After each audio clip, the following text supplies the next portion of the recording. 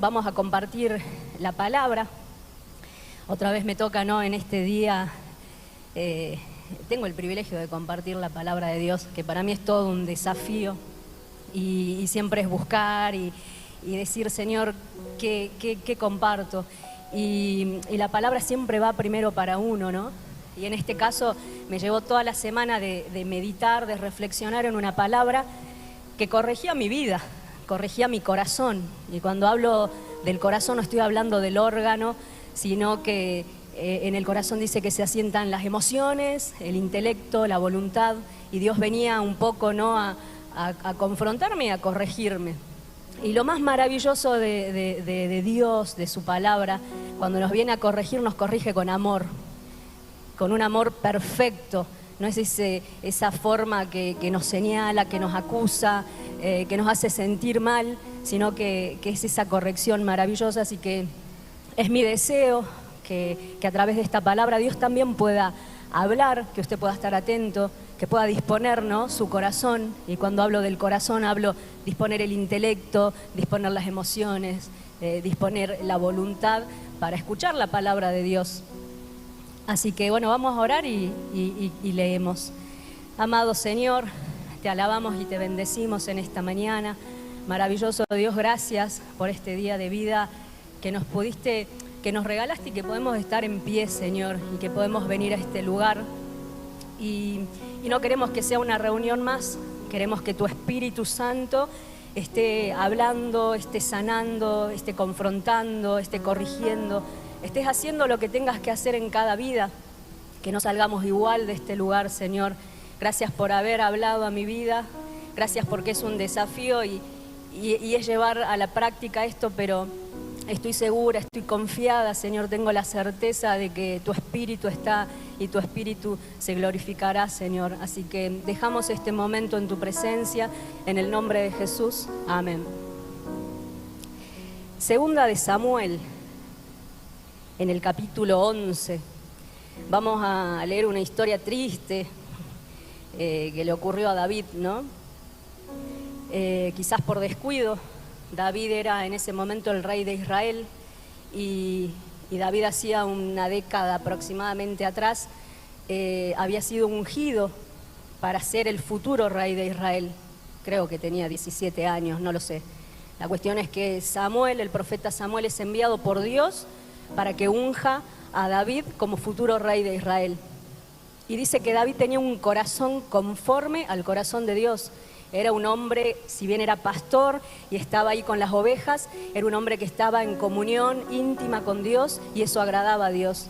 Y es ungido y pasaron los años y David es rey de Israel. Pero acá sucede algo en esta historia, ¿no? Y vamos a leer Segunda de Samuel, capítulo 11, los versos 2 al 5, después vamos a saltear, es un poco larga, usted después puede leer tranquilo en su casa. Dice, y sucedía al caer la tarde que se levantó David de su lecho y se paseaba sobre el terrado de la casa real.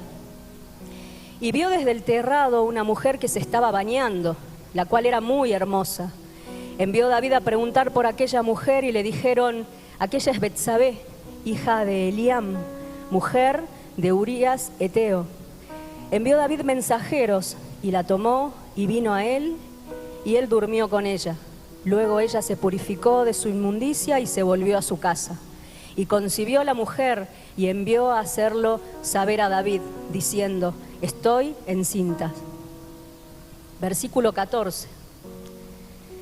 Venida la mañana, escribió David a Joab una carta, la cual envió por mano de Urías.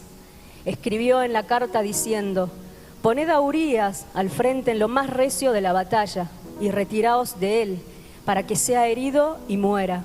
Así fue que cuando Joab sitió la ciudad, puso a Urías en un lugar donde sabía que estaban los hombres más valientes.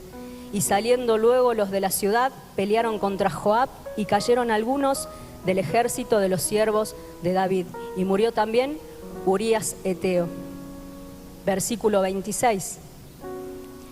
Oyendo la mujer de Urías que su marido Urías era muerto, hizo duelo por su marido y pasó el luto, y pasado el luto, envió David y la trajo a su casa, y fue ella su mujer, y le dio a luz un hijo. Mas esto que David había hecho fue desagradable ante los ojos de Jehová. Fue desagradable porque, como decía al principio, David tenía un pacto con Dios. David era ese hombre conforme al corazón, ¿no?, de Dios, y había una responsabilidad física y había una responsabilidad espiritual. Y David pecó deliberadamente, no tuvo en cuenta todo esto, y dice que él salió, se despertó, se levantó, no sé, de su cama y caminaba sobre la terraza del palacio. Y dice que vio a esta mujer. Y yo pensaba, David ahí pudo haber mirado y haber dicho, wow, qué linda mujer, pero haberse dado media vuelta y volver a la cama a dormir, o no sé, haber ido a la cocina del palacio y pedirle a sus servidores que le hagan un té de manzanilla. Tuvo esa vía de escape, pero no, siguió mirando y el bichito lo picó. El del deseo desordenado, ¿no?, de esa pasión, de ese deseo desenfrenado, del sexo ilícito, porque estaba mirando a una mujer que no era su mujer. Y encima hay otra vía de escape que tiene David cuando pregunta ¿quién es? Y le dicen, es hija de Eliam, es mujer de Urías Eteo. Y Eliam fue uno de los valientes guerreros de David. Y Eliam fue hijo de uno de los consejeros de David. Y Urías Eteo estaba en ese momento en el campo de batalla peleando a favor de David. O sea, podría haber dicho, bueno, no. Esta mujer es casada y está casada con Urías, y Urías en este momento está sangrando por la corona, por mí, así que pudo haber terminado todo ahí, pero no. Dice que mandó a buscarla y que esa noche durmió con ella. Y no terminó ahí, quizás podría haber terminado ahí, la mujer queda embarazada. Entonces, David, lejos de haberse arrepentido y haber buscado alguna forma de solucionar este problema, dice que hace llamar a Urías de la batalla. Esta parte no la leímos, pero usted después la puede leer. Y cuando Urías viene a David, David le dice, bueno, ¿cómo está la guerra? ¿Cómo está todo allá? Él le pasa el informe y le dice, bueno, debes estar cansado, anda a tu casa, bañate, comé, dormí con tu mujer. Dijo, bueno, hago esto para que ella quede embarazada y ahí me libro de este gran pecado que cometí. Y Urías le dijo, no, Señor, no es justo que mis compañeros estén en el campo de batalla, está el arca, está la presencia de Dios, y que yo venga acá a descansar, a comer y a dormir con mi mujer. Entonces dice que esa noche Urías durmió ahí en el palacio, no sé, en las afueras. Y al día siguiente David lo vuelve a hacer llamar y le dice, le da de comer, lo invita a comer, le da de beber, lo embriaga. Urías se embriaga y dice, bueno, ahora sí, anda a tu casa, descansá, dormí con tu mujer y mañana te despacho de nuevo a la guerra. Y Urías le vuelve a decir que no era justo eso. Entonces a David no le quedaba otra cosa más que planear algo, y lo que planea está en el versículo 14, donde escribe una carta y encima la manda con Urías. O sea, Urías sin saberlo llevaba, ¿no?, su sentencia de muerte. En el 14 dice, venida la mañana escribió David a Joab una carta, la cual envió por mano de Uría, y escribió en la carta diciendo, poné a Uría al frente en lo más recio de la batalla, y luego déjenlo solo, retrocedan. O sea, qué traición, ¿no? Tremendo. Y por eso en el versículo 26 dice, ¿no? Mas esto que David había hecho fue desagradable ante los ojos de Jehová. Terrible, pecó, no solo pecó y se acostó con la mujer de otro hombre, sino que lo asesinó. Y pasó todo esto, más o menos un año, y dice que Dios envía al profeta Natán, que eso lo vamos a ver en 2 de Samuel, en el capítulo 12. Envía a este profeta porque este profeta dice que en esa época confrontaba el pecado.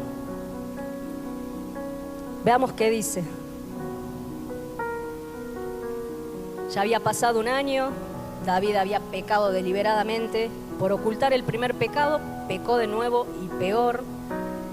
Y creo que esto de pecar, ¿no? Y no querer hacernos cargo, como que nos empieza a endurecer. Y ahí está la gravedad. Dice, Jehová envió a Natán a David, y venido a él le dijo, había 2 hombres en una ciudad, el uno rico y el otro pobre.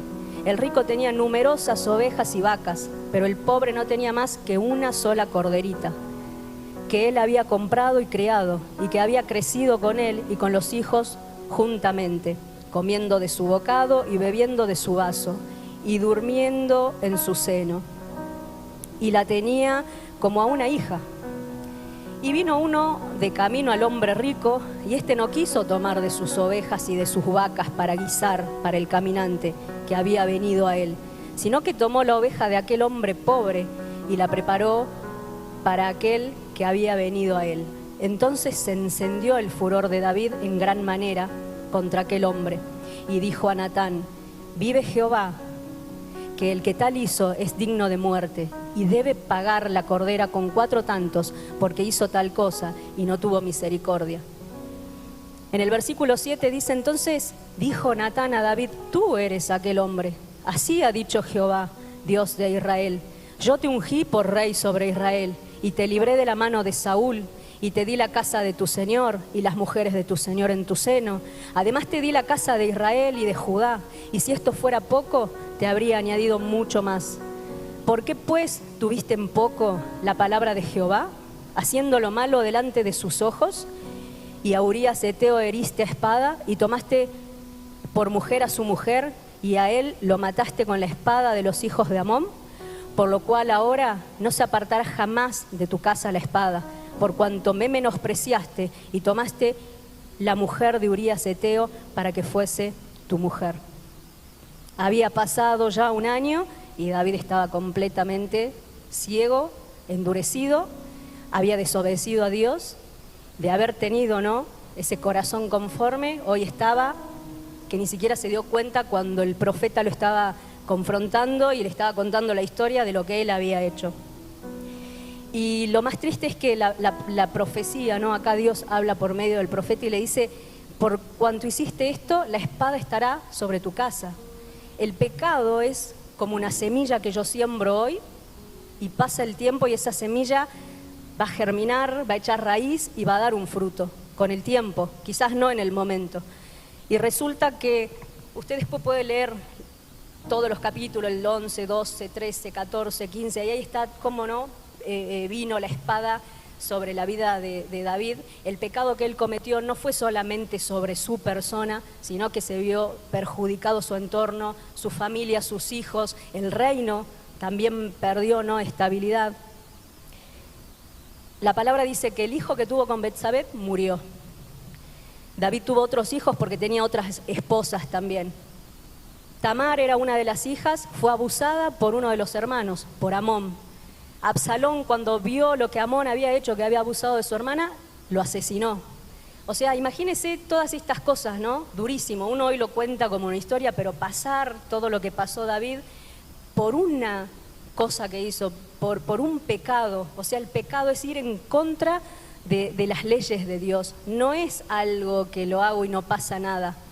Quizás nosotros estamos acá y por ahí nos están pasando cosas y decimos, ¿por qué? ¿Qué es lo que pasa? ¿Por qué estoy así?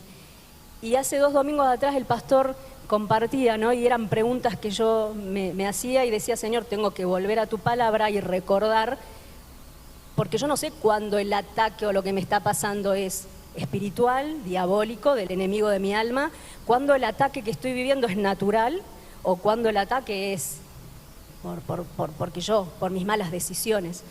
Entonces el pastor respondía todo, ¿no? Y en este caso vemos que la espada vino sobre la casa de David, pasó todas estas cosas terribles.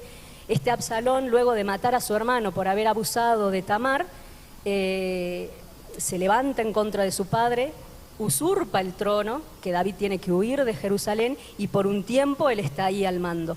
Y después termina asesinado también, muriendo. O sea, imagínense cuántas cosas. Y el dolor de David, ¿no?, el dolor de tener una hija que la abusaron, el dolor de perder a un hijo después porque el otro hijo lo asesina. Después, o sea, fue terrible, fue catastrófico. Entonces, esto es un poco como para no tomar el pecado como algo liviano. Ahora, después de que el profeta Natán le habla, ¿no?, lo confronta a David, David, por la gracia de Dios, que lo toca ahí, lo vuelve en sí, se arrepiente y se arrepiente profundamente y escribe el Salmo 51. Es un salmo de arrepentimiento y una plegaria pidiendo purificación a Dios. Y el Salmo 51 es largo, usted también después lo puede leer completo. Yo solamente tomé 2 versículos y ahora vamos a leer el versículo 10 del capítulo 51. Y acá David, ya arrepentido, le pide a Dios y le dice: crea en mí, oh Dios, un corazón limpio y renueva un espíritu recto dentro de mí. David acá no está pidiendo que Dios sane sus emociones, no está pidiendo que lo discipline, no le está pidiendo que lo mande, ¿no?, a rehabilitar. Le está diciendo: crea en mí un corazón limpio y renueva un espíritu recto dentro de mí. Y el único que puede crear es Dios, algo nuevo.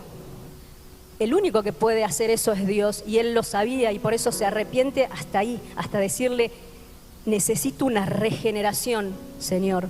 Ezequiel 36, 26. Dice: os daré corazón nuevo y pondré espíritu nuevo dentro de vosotros, y quitaré de vuestra carne el piedra, y os daré un corazón de carne. Juan 3:3 nos habla de lo mismo. Cuando Jesús estaba hablando con Nicodemo, un fariseo, Jesús le dijo: de cierto te digo, que el que no naciere de nuevo no puede ver el reino de Dios. Segunda de Corintios 5:17 dice: de modo que si alguno está en Cristo, nueva criatura es, las cosas viejas pasaron, he aquí todas son hechas nuevas. David sabía que necesitaba nacer de nuevo, necesitaba que Dios haga algo nuevo, y Dios lo hizo. Y acá vamos, ¿no?, a la conclusión, porque esta historia nos deja una enseñanza, porque toda palabra de Dios que viene a nuestras vidas es para conmovernos, es para decirnos algo y para transformarnos. Cuando Dios nos llama a este lugar, no nos llama simplemente para que nos congreguemos, sino que nos llama con un propósito, y el propósito es que nosotros podamos nacer de nuevo.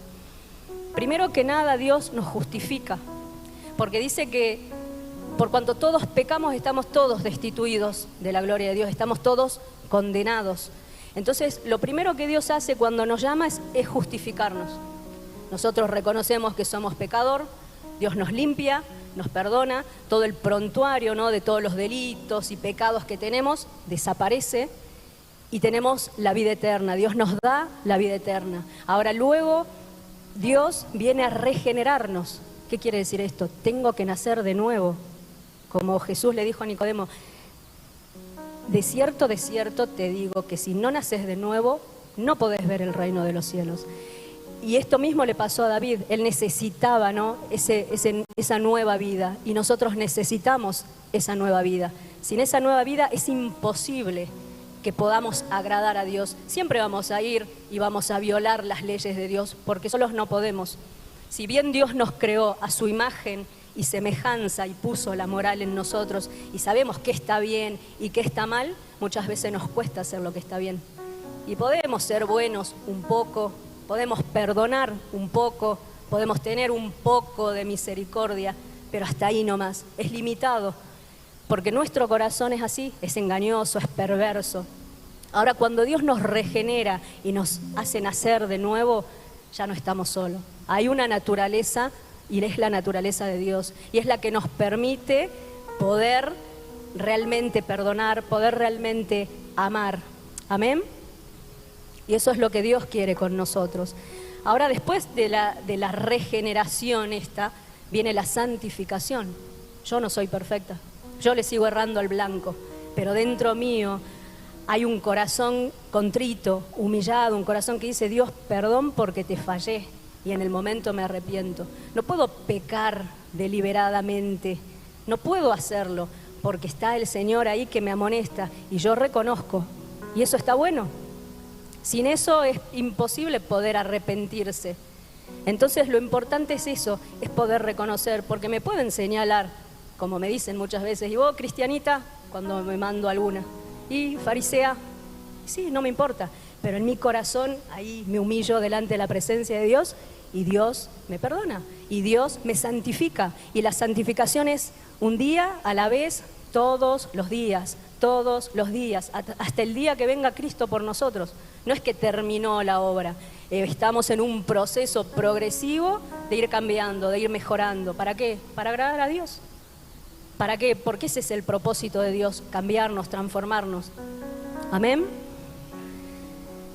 Entonces, ¿a qué voy con todo esto? Y ya para cerrar, quizás nosotros no somos adúlteros porque no engañamos a nuestro esposo o esposa, y es dura, ¿no? La palabra, ¿no? Me suena medio fuerte el adúltero, pero en Santiago 4:4 nos habla, y yo quiero que Nico me ponga la Nueva Traducción Viviente, Santiago 4:4, porque quizás nosotros no somos adúlteros, que engañamos a nuestro cónyuge, quizás nosotros no somos asesinos, porque no fuimos y matamos a alguien como lo hizo David, pero sí hay un adulterio espiritual y sí hay un homicidio espiritual. Y como decía Javier, ¿no? Nosotros podemos venir y hacer muchas cosas, traer la ofrenda, congregarnos, hacer buenas obras para Dios, que está bien, que eso es nuestra obligación, pero a Dios lo que más le interesa es nuestro corazón.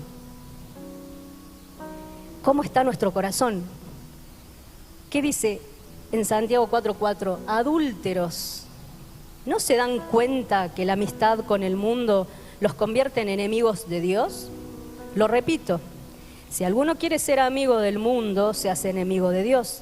¿Acaso piensan que las Escrituras no santifican nada? ¿No significan nada? Ellas dicen que Dios desea fervientemente que el Espíritu que puso dentro de nosotros le sea fiel. Cuando nosotros vinimos y creímos en el Señor y el Señor puso su Espíritu en nosotros, Él es celoso y nos quiere para Él. Ahora nosotros no podemos correr solamente para satisfacer nuestras ambiciones personales, o que no está mal, ¿no? Tener éxito y estudiar y hacer una carrera y tener un trabajo.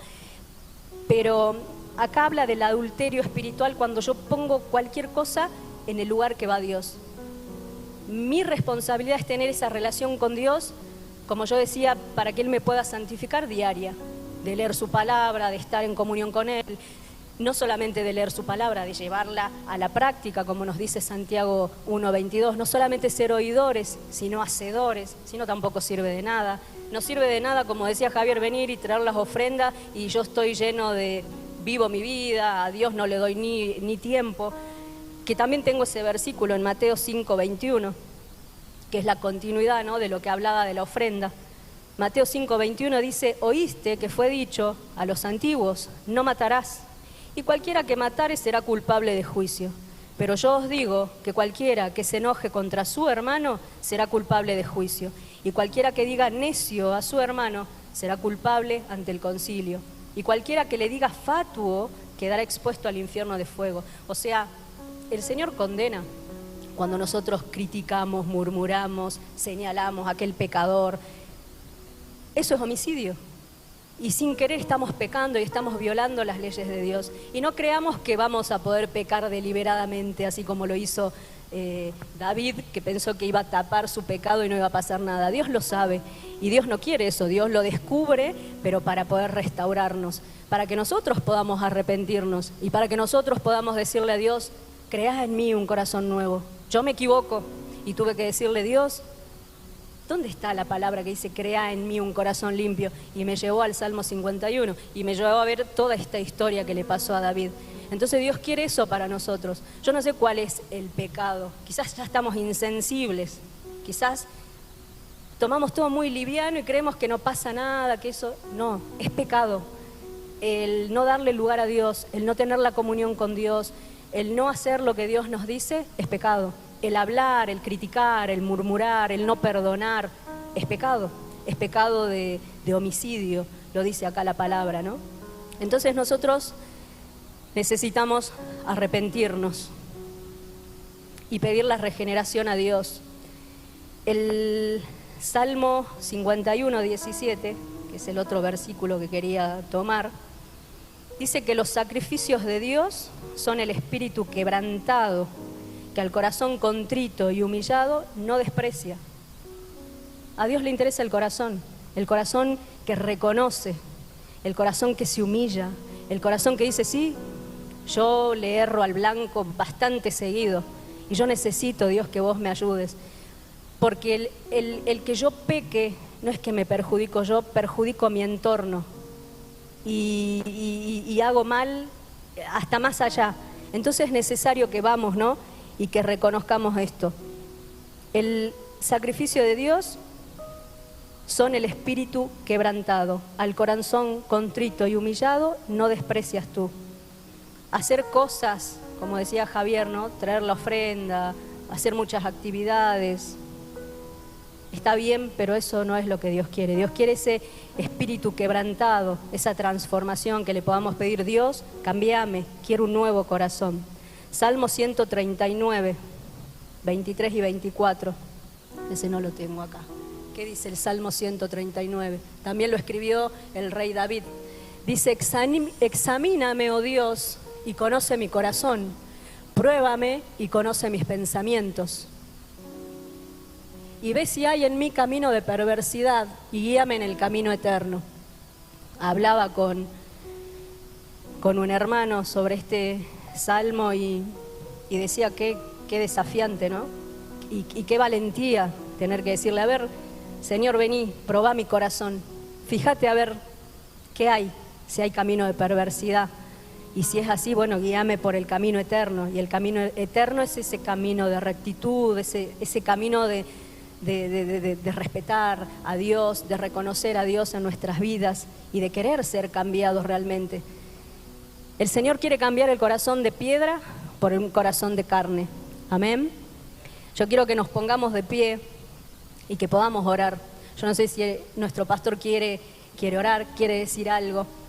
Y quizás podemos orar y venir a este lugar. Creo que venir a este lugar no significa nada. Y lo que acá tiene sentido es poder venir a este lugar con este corazón que pide Dios, contrito, humillado, teniendo la necesidad de Dios, de arrepentimiento, de decir, sí, yo cometo errores y he cometido errores en el pasado y quizás hoy no me acuerdo, pero estoy pagando consecuencias y muchas veces no sé por qué me pasa esto, y es esa semilla que en algún momento sembré y que está dando su fruto, ¿no? U otras veces es la naturaleza, u otras veces es algo ahí nomás, alguna equivocación corta, pero muchas veces pecamos y el pecado sale caro. Le costó a David carísimo, lo hemos visto en esta historia, y Dios lo dejó para poder hablarnos y para poder corregirnos a nosotros. Así que ese era lo que tenía para compartir. Que Dios los bendiga.